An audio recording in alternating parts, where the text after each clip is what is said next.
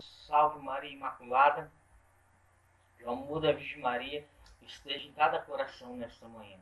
Amados irmãos, a intenção desse vídeo, a qual daqui para frente a gente vai estar fazendo no Consagra-te as videoaulas, é de instruir principalmente aqueles que serão os novos formadores, aqueles também que são já velhos formadores, a levar eles a ter um amor o estudo da doutrina da Igreja Católica. Né? Santo Agostinho, ele dizia que ninguém ama aquilo que não conhece. E eu pergunto para você que prega, para você que, né, é um instrutor, para você que é aquele que está na frente como guia das almas, você conhece a fé que a sua igreja professa? São Gregório de Nazianzenzo, ele dizia assim que ninguém pode instruir se não for instruído. Né? Se você pega Romanos capítulo 12, versículo 7, fala: aquele que é chamado ao ministério se dedica ao ministério.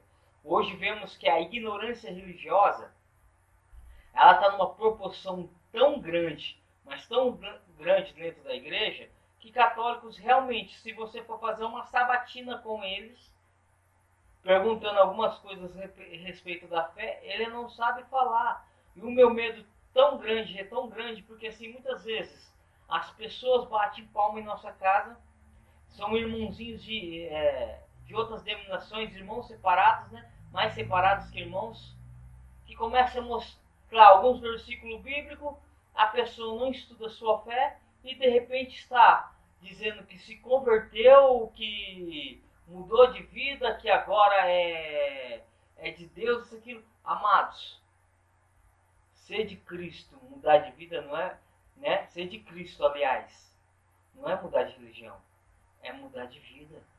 Muitas vezes a gente está dentro da Igreja Católica e acha que pode tudo. Romanos, no capítulo 2, no versículo 25, fala: ai daquele que em meu nome é blasfemado. A gente vai para a igreja e não vive, é blasfemado o nome de Cristo. Tiago 2,7 fala: não blasfemeis ele, o belo nome que traz. A primeira vez que a Bíblia diz que os cristãos foram chamados de cristão, Atos capítulo 11, no versículo 26, foi lá em Antioquia, por causa de São Paulo, né? Porque eles defendiam a fé, eles estavam prestes a morrer pela sua fé, a dar a vida por Jesus. E os de hoje você pergunta: não, Deus não quer isso não, não é bem desse jeito. Deus é amor, mas que amor que é esse que não me leva a conhecer a fé da minha igreja? Né? Não me leva a professar a fé, entender o que é fé, estudar a fé da igreja, já que se você pega dos primeiros séculos da igreja, século 3 e século 4, os cristãos, os padres apologéticos, né, que estudavam a fé para defender. 1 Pedro capítulo 3, lá no versículo 15, vai dizer assim: esteja preparado para responder àqueles que perguntar a respeito da vossa esperança, ou seja, da vossa fé. Será que quando alguém pergunta para você por causa da sua fé católica, por causa disso, por causa daquilo, isso, aquilo, porque isso, porque isso, aquilo, você sabe responder, dar uma resposta exata para ele? Já que muitas vezes somos chamados de idólatras, de venerar a Virgem Maria como uma deusa, isso, aquilo, e não sabemos responder. Dizemos que somos católicos, sim, mas não sabemos, né? Por palavras, sim, mas de fato, não. Amados, e já dizia Santo Inácio de Antioquia, né? Que é melhor calar e ser do que falar e não ser. Amados, então, a primeira formação que nós vamos ter, aliás, é uma introdução, é sobre o Catecismo da Igreja Católica, esse livro amarelo aqui, que todos os católicos, né? Não somente os formadores, aliás, os formadores, eles têm que saber de ponta a ponta esse livro, estudar ele de ponta a ponta, né? E todo católico, ele precisa ter esse catecismo da Igreja Católica para saber qual que é a fé, até porque muitos não sabem por que católica. Católica não é apenas para diferenciar das igrejas evangélica X, evangélica Y, não. Católico é um termo grego que significa universal, né? Quando Jesus, em Mateus 28:19, ele está ascendendo para o Pai, indo para o céu, ele fala assim: ide, pregar esse evangelho a toda criatura. Né? Então é É um termo, será, né, universal. Amados, então, desde já eu queria fazer a introdução, né, que o catecismo, ele é dividido, ao longo dele inteiro, ele é dividido em 4 partes, sendo as 2 primeiras partes dividido entre o creio apostólico, que é o símbolo apostólico, né, aquilo que foi definido no concílio, né, de Nicéia no ano 325 e no concílio de 1º Constantinopla no ano 381. É por isso que o nosso creio é chamado de Niceno-Constantinopolitano, porque é a união de 2 sínodos da igreja, né, econômicos, que teve 2 concílios econômicos, que programou como dogma de fé os símbolos do apóstolo. É por isso que na Santa Missa a gente reza o creio. Quem não professa aquilo que está no creio, não pode ser católico. Ali existe 12 dogmas de fé. E o que é um dogma de fé? O dogma de fé, por exemplo, se um católico se alguém nega a virgindade perpétua da Virgem Maria, que no ano 649 foi proclamado como dogma de fé pelo Papa São Martinho I, ele está excomungado. Automaticamente ele está excomungado. Ele não está dentro da fé dele. Ele está negando algo que a fé católica pede para ele crer. E se ele não concorda com a fé católica, ele não pode ser católico. Eu acho tão interessante quando o Papa Bento XVI, no ano 2006, ele foi eleito Papa, um jornalista chegou para ele e perguntou assim para ele: Papa, o que vamos fazer com tantos católicos indo embora da Igreja Católica? E o Papa foi certeiro. Ele falou assim: não são católicos, né? São pessoas interesseiras, pessoas curiosas, pessoas que estavam dentro da igreja, mas não era católico. Porque um verdadeiro católico, ele ama e defende a sua igreja. Ele conhece o que a sua igreja professa. E hoje em dia a gente vê, quando eu era católico, virou um termo pejorativo. Você já parou para pensar nisso? Que as pessoas falam, vai fazer alguma coisa e não dá certo, ela fala assim: o negócio não saiu muito católico, né? Isso é uma blasfêmia. Está lá no Catecismo da Igreja Católica, né, no parágrafo 2138 seguintes. Então eu quero fazer essa introdução porque o catecismo, ele, logo de princípio, do parágrafo 1 ao parágrafo 25, ele tem um prólogo. O que é um prólogo? É igual aquilo que o São João, no seu Evangelho, logo nos primeiros versículos do capítulo 1, ele tem o prólogo, que significa introdução. Como foi introduzido, como foi feito, como Deus se fez homem, né? E como que, então, o prólogo do catecismo, como que foi criado o catecismo, né? O Papa João Paulo II, lá no ano de 1985, depois dele se reunir com vários bispos do mundo inteiro, que é essa reunião chamada Sínodo dos Bispos, né? Os bispos falou para ele de uma necessidade de ter um catecismo da Igreja Católica, porque depois do Concílio Vaticano II, que foi do ano de 1962, né, a qual foi aberto pelo Papa hoje Santo São João XXIII, e encerrado no ano de 65 pelo Papa hoje também Santo São Paulo VI. Eles vão dizer que depois desse concílio, muitos cristãos estavam falando: mas isso já não é mais pecado, por causa do Concílio Vaticano II, era até então... Não, a igreja, ela nunca pode mudar uma regra de fé, um dogma de fé. O que era pecado lá desde o começo da criação, é pecado ainda hoje, não muda, né? Nenhum bispo, nenhum padre, nenhum papa tem o direito de mudar algo que a igreja professa, né? Existe no ano de 1870, foi proclamado um dogma no primeiro Concílio Vaticano I, né? No primeiro Concílio Vaticano, chamado Infabilidade Papal, pelo beato da Igreja Católica, Pio IX, que em matéria de fé, tá bom? Entendam bem, nenhum papa a Igreja não erra. Em matéria de fé, não está falando em matéria de ciência, não está falando em matéria de agronomia, em matéria de medicina, em matéria de fé. Aquilo que a Igreja professa, aquilo que a Igreja fala que é dogma de fé, né, é fé. A Igreja, porque ela é guiada pelo Espírito Santo. Se você pegar João 16,12, ele vai falar, né, que revelaria coisas que virão. Então, se eu não professo, eu não posso ser católico. Então, o Catecismo da Igreja Católica, ele foi feito, elaborado por 12 bispos, aliás, 12 cardeais, mais 2 grupos de bispos, tendo na sua presidência, na frente, dirigindo tudo isso, o prefeito da Congregação de Fé, na época então, o cardeal Joseph Ratzinger, o nosso futuro Papa Bento XVI, que é considerado o maior teólogo do mundo.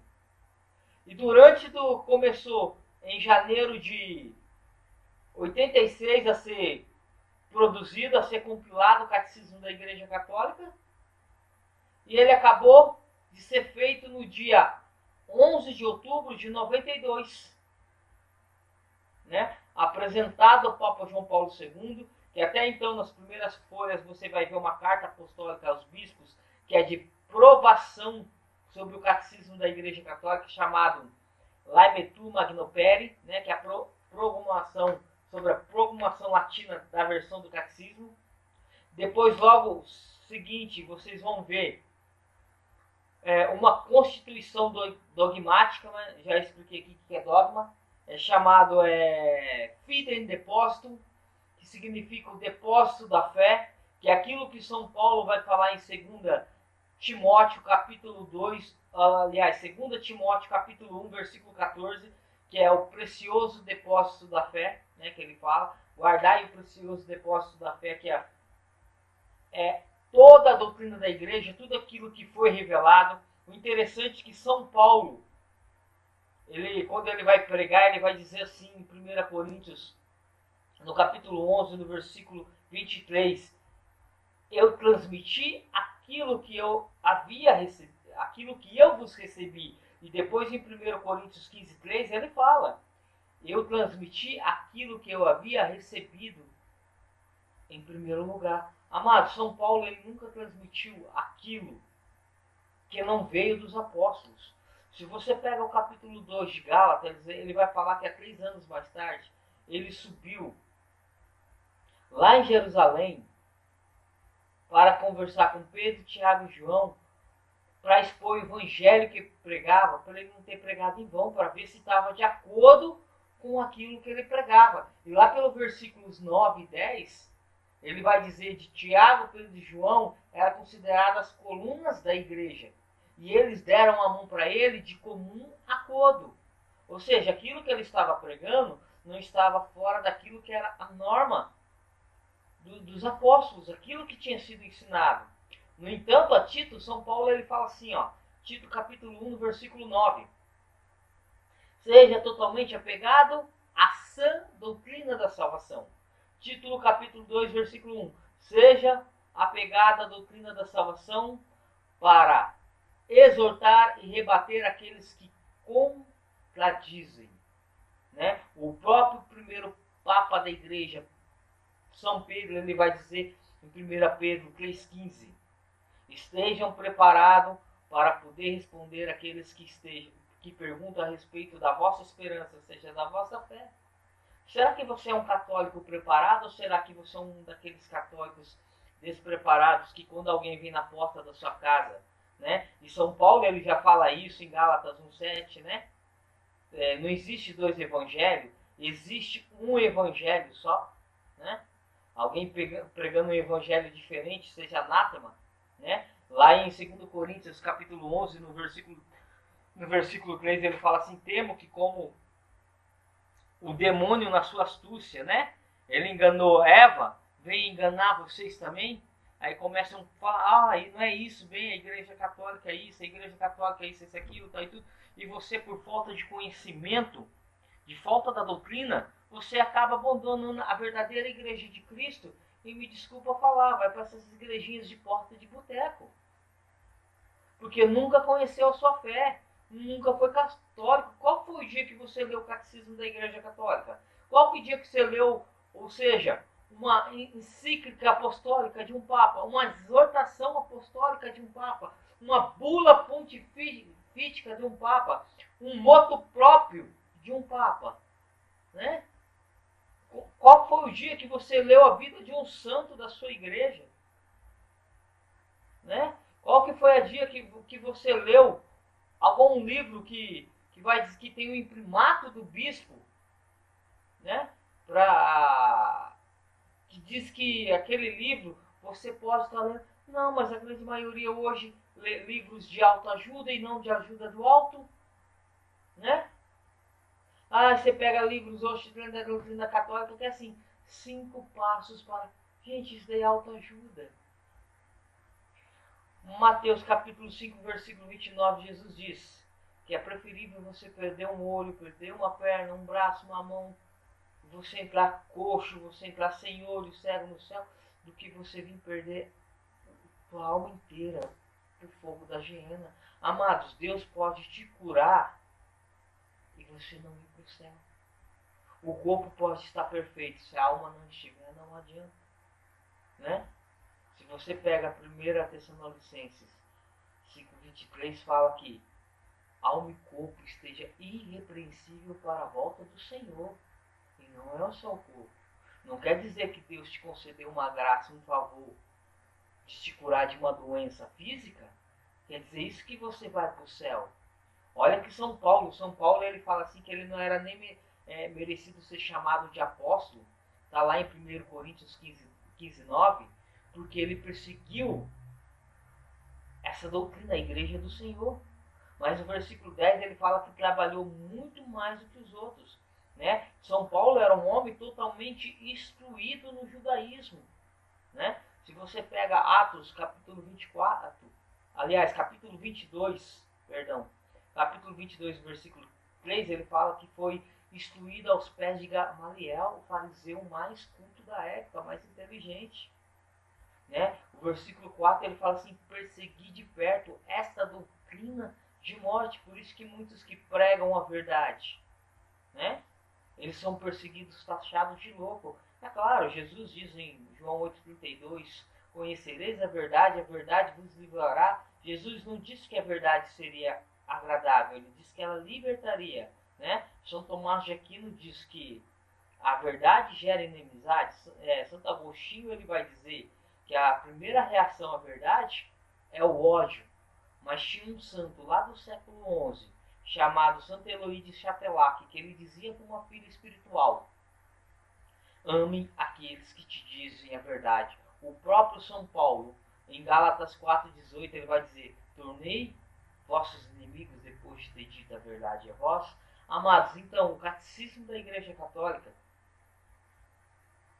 no parágrafo 5, ele vai dizer, citando, aliás, uma outra carta apostólica do Papa São João Paulo II, chamado Catechese Tridentê, né?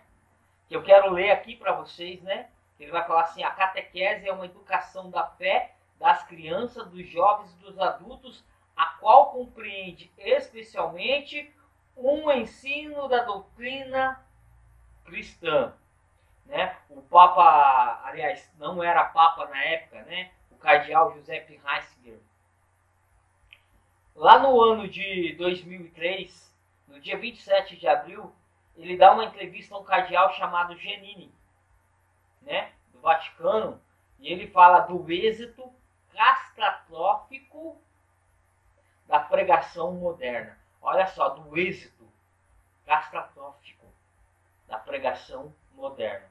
E ele fala assim: não quero citar alguns nomes, não quero acusar alguém, mas ele diz: pega muito dessa nova geração de cristãos e de católicos e pergunta para eles a respeito da fé, eles não sabem nada.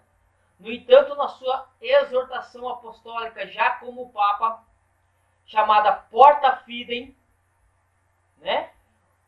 Que é um versículo de Atos 14, 26, que é a porta da fé.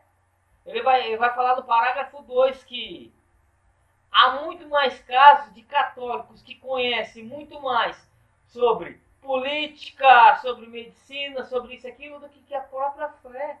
Vivemos uma ignorância religiosa dentro da igreja que não sabemos o que é que a fé professa, o que a fé não professa. Né? O Oséias 4,6 vai dizer assim: o meu povo se perde por falta de conhecimento. E a ignorância religiosa, ela pode te levar à perdição, já que o Catecismo da Igreja Católica, do parágrafo 1791 a 1794, ele vai falar dessa ignorância. No parágrafo 1792, ele fala da ignorância irreversível, que foi até os que os santos tiveram. Ou seja, essa ignorância todos terão, porque a gente não saberá tudo. Mas, no parágrafo 1793, ele diz que se a ignorância é causada por causa de preguiça, é pecado. São Tomás de Aquino, ele dizia que todo o pecado da ignorância vem do pecado da preguiça. Né? O Papa Bento XV, no ano de 1914, ele foi Papa desse ano até 1921, ele diz que a ignorância é a mãe de todos os erros. Né? Perguntaram uma vez para Pitágoras qual é a diferença entre um homem que era ignorante e um homem que era sábio. Ele diz que é a mesma diferença entre uma pessoa viva e uma pessoa morta.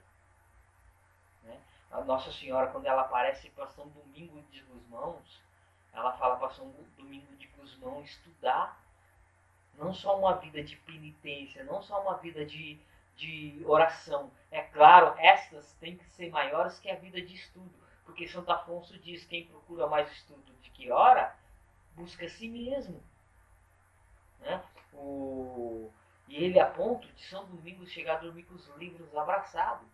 São Jerônimo de Jerusalém, ele foi diretor espiritual de várias santas, de várias mulheres, damas de Roma, inclusive uma delas, Santa Paula, filha de Santa Estóquia, que era dirigida por ele também, e ele dizia: minha filha, que o sono sempre te surpreenda com um bom livro na mão. Hoje a gente acha que fazer experiência de Deus é se eu chorar, né? Se eu sentir um arrepio, né? Se eu repousar, se eu tiver uma manifestação. Sim, as manifestações têm, eu não nego isso.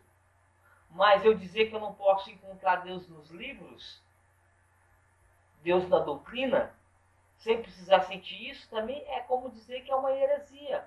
Porque muitos santos se converteram lendo bons livros de doutrina da Igreja Católica. Se você pega, por exemplo, Santo Inácio de Loyola, que escreveu depois, muito tempo depois, um livro de grande utilidade, né, para nós católicos, que é o Discernimento dos Espíritos, né? Os Exercícios Espirituais, né, o nome dele é verdadeiro. Ele converteu depois de uma batalha de Pampulha. Ele fere uma perna, não podendo andar. Ele gostava muito de ler livros de romance da época. E ele vai ficar de repouso numa casa de uma mulher católica. E ele pergunta se não tem alguns livros para ler, e ela dá 2 livros para ele. Aliás, um livro era do beato Jacopo de Varassi, que é o Legenda Áurea, uma das maiores compilações sobre vida de santos.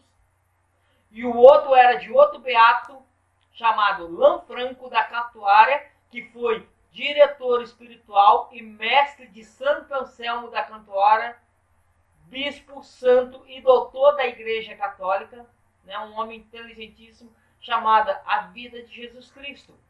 E ele começa a ler, ele se converte nesses 2 livros.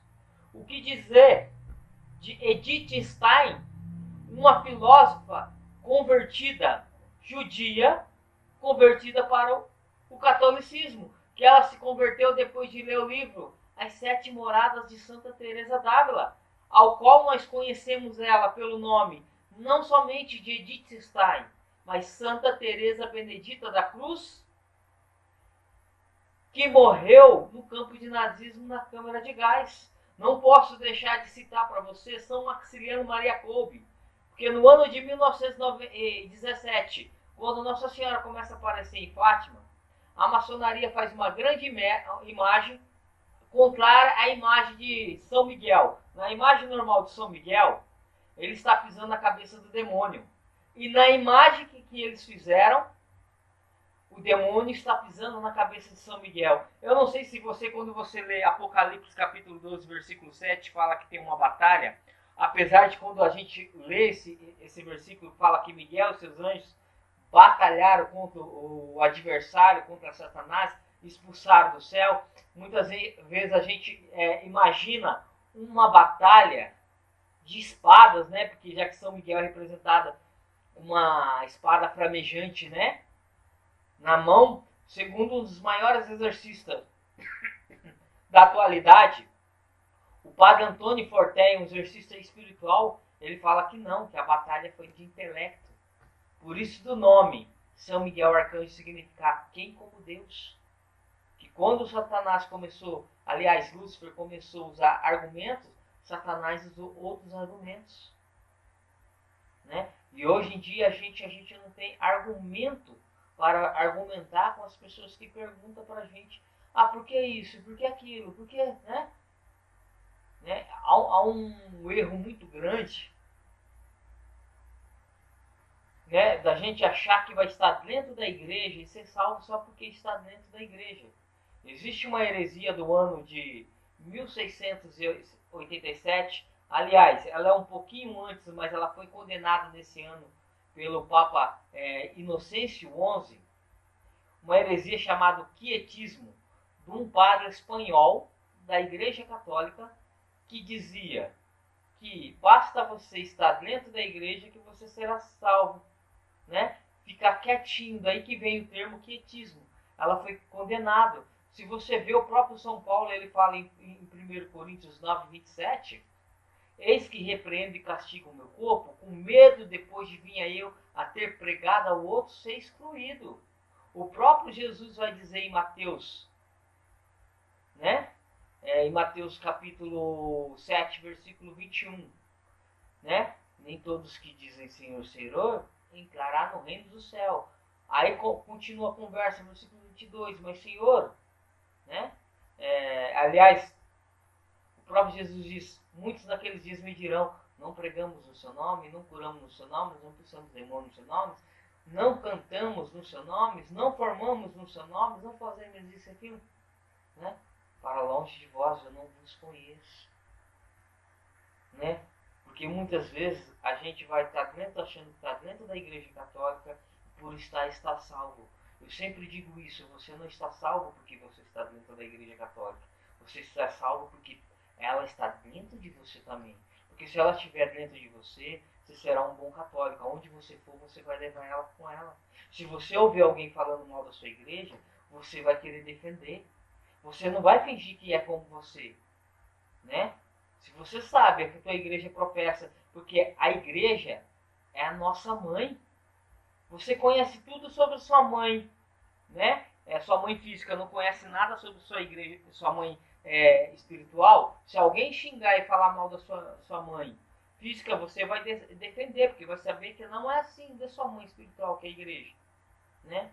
Que te dá o alimento, né? Então a gente tem que estudar, sim, principalmente esse documento aqui, da Igreja Católica, que é o catecismo. Catecismo vem de uma palavra grega que significa o ensinamento de. Então, que é o ensinamento da doutrina católica. Os católicos de hoje precisam ser doutrinados, né? Os católicos de hoje, infelizmente, vão para a missa e não sabem que comunga. Muitos vão à igreja por ir para cumprir uma obrigação. Eu fico vendo que hoje em dia a gente tem tanto assim uma deficiência tão grande na área dos estudos, porque a gente fica com falso misticismo dentro da Igreja Católica, né? De é o fogo do Espírito, né? Ser afogueado. O cara dá cambalhota dentro da igreja, o cara bate a cabeça no teto, né? Fala que o Espírito Santo pegou ele sai correndo, né? Bate palma para tudo quanto é lado, joga cadeira, mas não muda de vida. Que Espírito Santo que é esse? Será que foi o Espírito Santo que pegou ele mesmo? Ou o Espírito do encardido? Meu Deus, gente, isso é perigoso demais. Não nego que existem as manifestações do Espírito Santo. Não nego. Tem sim. E a gente vai fazer uma aula mais para frente sobre isso. Mas não é do jeito que está aí. Se clama um avivamento que não tem verdade, não tem doutrina, não é verdade. O próprio Jesus ele vai dizer em João 6,63. A carne de nada vale, é o Espírito que vivifica. Né? Quando ele está dizendo isso no contexto, quando ele fala da Eucaristia, e no versículo 62 diz que muitos deixaram ele, e só ficou os 12 apóstolos. Ele olha para os 12 apóstolos e fala: e tu, querem ir embora também? Jesus não falou que eles eram obrigados a acreditar. Jesus deu livre-arbítrio para eles. Tem uma frase de São Francisco que chama muita atenção. Ele fala: você não é obrigado a acreditar no que eu digo, mas você é obrigado, se diz católico, é obrigado a acreditar no que a fé da Igreja Católica diz. Né? A fé da Igreja Católica ela é tão rica, ela tem 2019 anos, que muitos morreram por causa dela. São Máximo Confessor, porque ele pregava a verdade, pregava a doutrina da Igreja, o imperador da época, Heráclito, mandou cortar a língua dele, para ele não pregar mais. O que aconteceu? Ele começou a escrever, o imperador foi lá e mandou cortar a mão direita dele. Né? Hoje a gente cala por tão menos, mas você não vai pregar mais aqui, você já cala, você já não quer pregar mais a verdade, isso, aquilo. Né? Como eu me lembro dos primeiros cristãos na época dos primeiros mártires da igreja, né? Colocaram chumbo derretido na boca de São Baraquísio para ele não pregar a verdade. Né?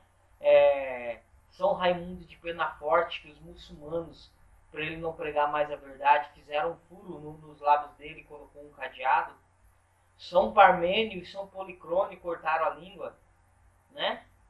E São Romano Melode foi esmurrado como Santa Polônia, porque pregava a verdade, esmurrado até cair todos os dentes da boca. Né? O próprio São Paulo vai dizer em 2 Coríntios 2,9 ou 2,8, não me lembro direito, mas é um desses dois, que a palavra de Deus não se deixa correntar. Né? Santo Hilário de Poitiers, ele já dizia sobre isso, que ela voará livremente, não tem como aprisionar a palavra de Deus. Né? Não tem como querer negá-la.